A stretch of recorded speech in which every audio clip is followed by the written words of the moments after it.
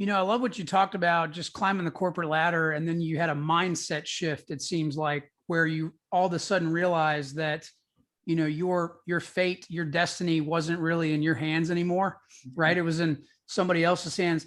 Take us back to that mindset shift you had when you made the decision to you just go all in with your business. And the reason I like to ask about this is because I get so many questions from passionate people that want to start their own business, but they just are probably scared to some degree to take that jump. So I'm curious, what was your mindset like when you decided to take that jump?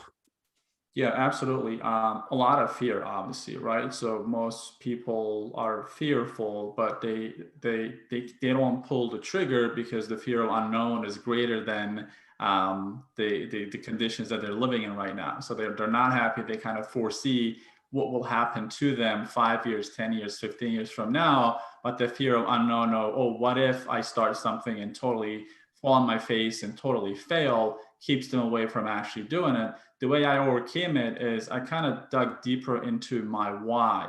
What do I really want to accomplish? And I noticed that in two occasions. One is what I just told you about, one of the seniors in the company that I used to work for got fired. The other one is one day I'm driving around. So my job was to stop by businesses in my given territory and sell them payroll services, credit card processing, and I'm having a blast, right? So that specific day, I closed like 3 deals. I'm on top of the world in my mind.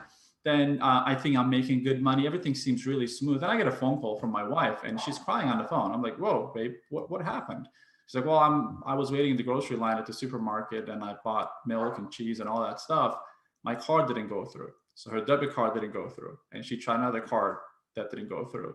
So I was living in this illusion that things are fine, but my finances were a wreck, right? So, and I was this optimistic entrepreneurial type person that things will be better. Well, things are not going to get better if you leave them to their own devices. You got to do something. So that was like another massive shift that I decided I got to do something. And and then when you decide that, you got to look at the vehicles that you have. The vehicle I had was the job. Will that job sustain the living that I want to experience, like the nice car, house, whatever it is, right? I'm not much of a car person, maybe somebody else, whatever will make you feel better about your finances.